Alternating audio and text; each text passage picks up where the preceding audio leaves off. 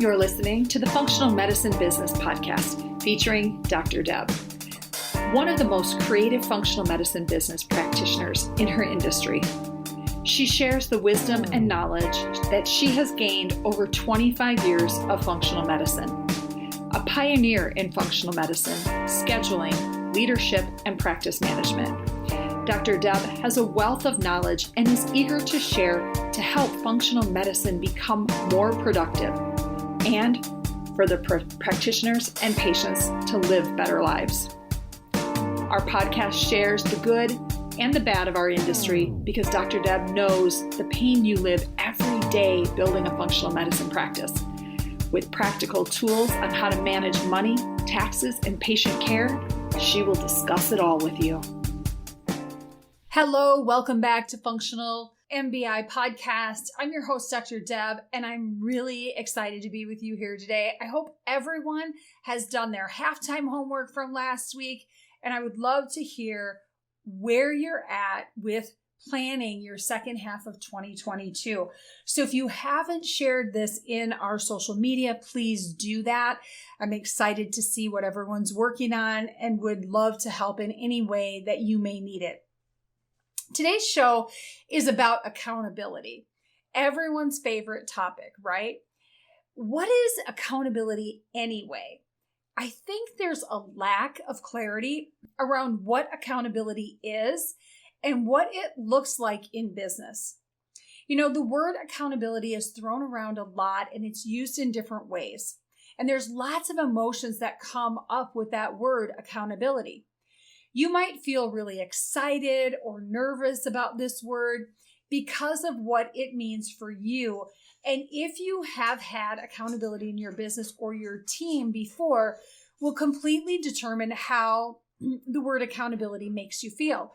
You see, from a personal experience, I have felt a little conflict around this word at various times in my life. I need to be accountable to my team, my patients, my family, and my business partners. And I also want my team members to be responsible for their duties and accountable. In business, accountability relates to how we express ourselves, how we communicate with our team, and successfully get things done in practice.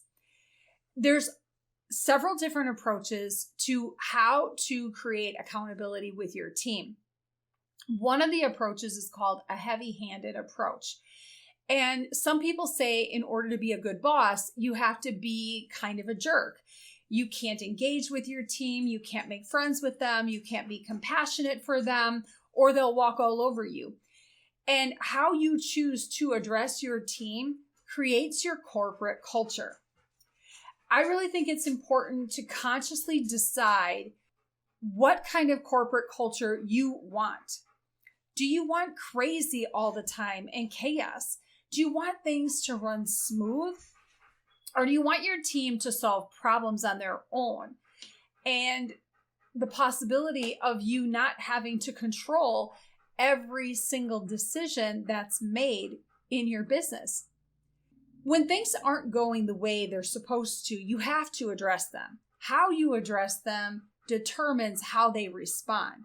Now, you can be a jerk and you can just call them out and point a finger at them and accuse them of not doing things on purpose and not caring.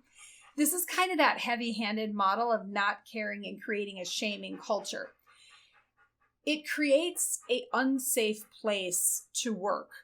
And if we're not safe, it leaves the team wondering when they're next to be on the chopping block and is their job safe. Psychologically, safety is the number one need for a person in life, not just for work. So it's important to create a model that works to level up you as a leader as well as your business. Now, another way of being a leader is to choose to ignore the situation. Some leaders just pretend they don't see the problems or the issues going on around them, or they're just too busy and they don't want to see them. This is more of a hands-off model. They ignore and hope everything will improve and run smoothly without conflict. There's no follow-up, there's no deadlines, and there's no one supporting the team. When you have a leader that is genuine and their intention is to be kind, your team is not afraid to come to you. They take their responsibility seriously, they support you, and they want to see the practice grow and be successful. In a team of healthy accountability, the team knows what they're supposed to do, when their deadlines are, and conversations with team members in this type of model leaves them experiencing a positive reaction instead of an abrasive reaction. So when you have to talk to a team member about a situation that maybe isn't going so great, how I would handle it is to start the conversation by being encouraging and positive and discussing what is going well with them. Then you can discuss what needs to be improved upon. And then at the end of the conversation, you want to end that with something positive as well. This leaves your team member feeling good about themselves while wanting to improve and grow. You see, accountability actually starts with the leader sharing their vision for the company, explaining to the team what winning looks like over the next 3, 5, or 10 years for everyone, not just for the business, but for everyone. And they address why this matters to the company, to the clients, and to the employees themselves. They talk about the values that they want to portray in the business. And if you can get clarity on that and begin with that, it's a huge starting place. Then you can step into the goals and step into some metrics of what's important to the business. So maybe it's important for the business to have 300 clients in a 2-month period of time. Or maybe a metric is we want to grow by 10% this quarter. When you're explaining those metrics, you always want to tie that back into your team. Why is it important for them? It can't just be important to the company. There has to be a win on the other side for them. Otherwise, why would they do it? Just to see your company grow and there's no benefit to them? That doesn't engage them. That doesn't make them want to work. So you have to give them that positivity of why it's important for them to help you grow the business, what their part is going to do in the business. How is it going to help the clients? How does it help them grow? How does it help the company grow? And this will engage them and keep them involved in wanting to help you grow your business. When I started out, I was the leader of ignoring and hoping. That can only last so long. I was so busy seeing clients that I ignored what was going on around me until my patients started to complain to me about deadlines and things that weren't getting done and falling through the cracks. And then I was frustrated with my team because I didn't understand why this wasn't happening. Why weren't they getting this done? Instead of going to them and having the conversation about what's happening, I accused them and blamed them. And I would have realized really fast that we were short-staffed for the volume of work that we were doing. And that would have fixed the problem. But instead, I chose to ignore it, hope my team would do better without teaching them, without talking to them, without sharing my ideas and thoughts with them. Because when I did do it, I got a little flack from it, actually. I had team members who said, "You told us the business was never going to change." And that's unrealistic from a team member's part too, because businesses have to change. Practices have to grow. We have to stay with the times. We can't stay with a model of thinking in medicine that's 10 or 15 years old. It has to mature. It has to evolve. So that model doesn't work at all. And so once I started sharing ideas with my team, it became a struggle at first, in all honesty. I mean, they weren't happy with me sharing my ideas. They didn't want to grow in the direction that I wanted to grow. And so that made me pull back even more at first. And then I became the leader who was the jerk, where I didn't care. This is what I wanted. This is how we were going to do it. If you didn't like it, too bad, was my attitude. And that type of leadership doesn't work either. The type of leadership that works is when you engage your team and you share with them your thoughts, your goals, and you're positive about it, but you're also holding them accountable. If you ask for something to be done and it's not done, you deal with it. You have follow-up. If you tell them this is what's going to happen if something is not done, it's like children. You have to follow through with it. You can't say, hey, if this isn't done, you're not coming to work tomorrow, and then they don't do it and you let them come to work and you ignore it. That doesn't work, and it sends a really bad message to the rest of your team. So you want to decide as a team, what is the best way for you to meet your goals? Who's going to be responsible for what? Sometimes I think that one person is the best person to carry out a task when the rest of the team really feels like it's somebody else on the team that would be good. And so by opening up this dialogue and conversation, your team can help identify who's the best person to do something. What's the best fit for things? How do we process this? How do we accomplish this? And that takes a lot more stress off of you, and you get more buy-in from your team. So I'm curious to know, what type of leader are you? Is your leadership successful for you? Or do you need to change how you're doing something? If your leadership style is not giving you the results that you're looking for, it's time to change. Learn a new skill and turn it around so your practice is what you want it to be. So the last thing that you want from your practice is to have a practice that makes you unhappy and is not fulfilling to you. And it's not giving you the nourishment that you need to grow. That's the place that I ended up because I was ignoring and hoping, and then I became a jerk.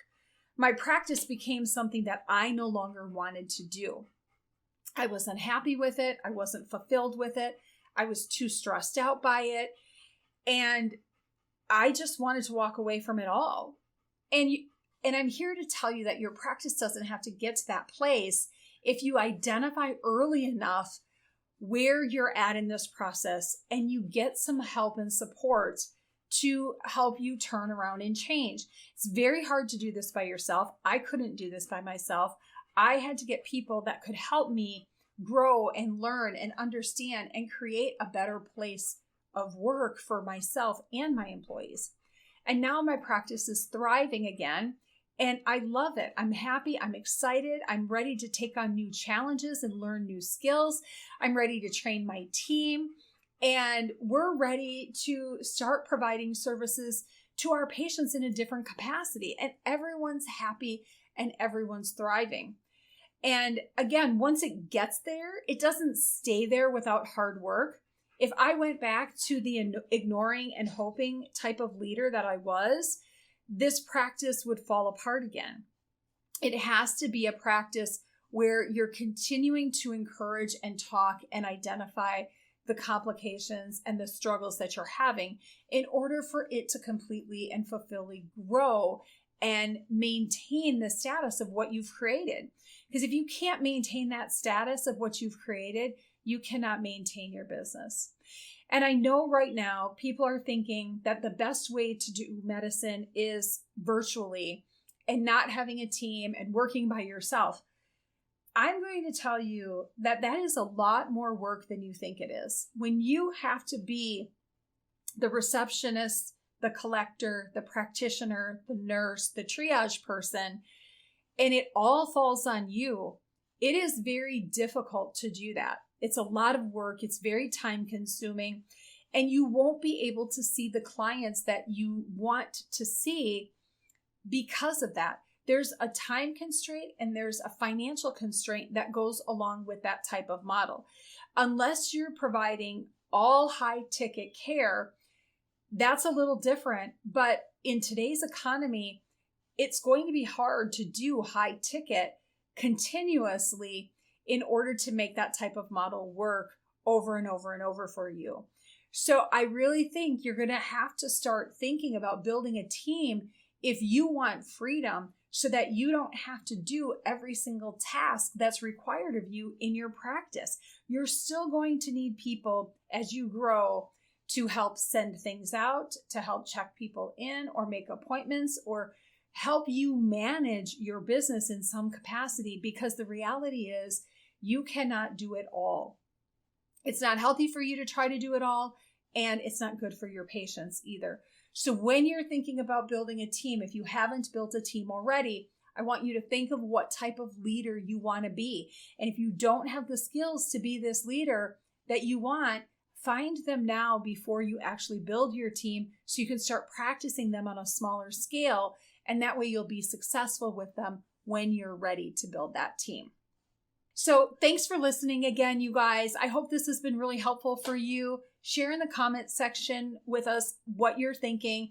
And again, like always, give us a like or a share. It helps us grow our ratings. It helps us get to more people. And I appreciate you guys listening every week. Be well. Thanks for listening. If you enjoyed this episode and you'd like to help support the podcast, please share it with others, post about it on social media, or leave a rating and review. To catch all the latest from me, you can follow me on Facebook at FMBI. Join our free group where we support one another and share our struggles. Thanks again, and I'll see you next time.